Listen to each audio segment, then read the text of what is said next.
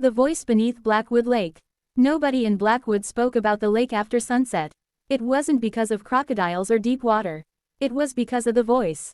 For over 50 years, people claimed that every night at exactly 2:17 a.m., someone whispered their name from beneath the water. Those who answered were never seen again. Most people laughed at the story.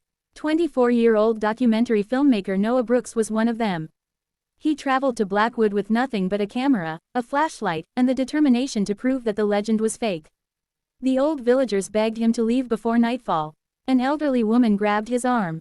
"If the lake knows your name," she whispered, "don't answer." Noah smiled politely. "I don't believe in ghost stories." At 11 p.m., he set up his camera on the wooden dock. The lake was perfectly still.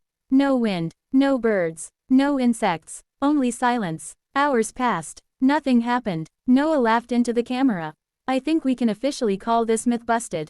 Then his watch vibrated. 2:17 a.m. The temperature suddenly dropped. His flashlight flickered. The camera began recording strange static.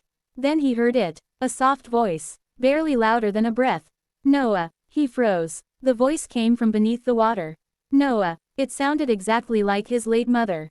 His heart started racing. It couldn't be. She had died 8 years earlier. The voice became clearer. "My son." Tears filled Noah's eyes. He slowly stepped toward the edge of the dock. The water remained perfectly black. Then a pale hand emerged from the surface.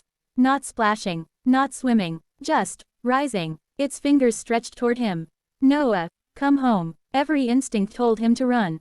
But the voice carried every memory of love, comfort, and childhood.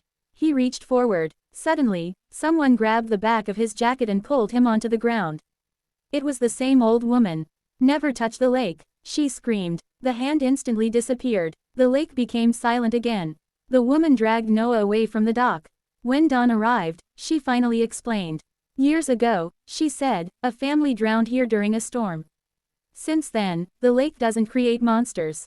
It steals memories. It learns the voices of the people you miss the most. It never calls strangers. It only calls the lonely." Noah refused to believe her. Until he checked his camera. For the first hour, everything looked normal.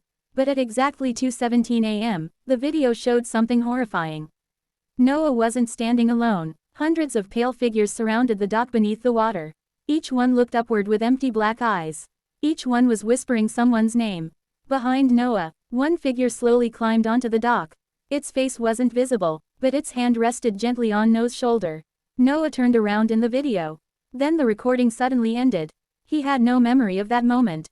Terrified, he packed his equipment and left Blackwood before sunset. He never published the documentary.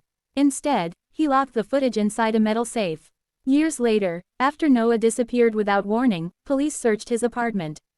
They found the safe. Inside was the camera, and one handwritten note. It read, "If you ever watch this recording, and hear your own name, pause the video immediately. Do not answer." The investigators ignored the warning. When they reviewed the footage, nothing unusual appeared. Until the final 3 seconds.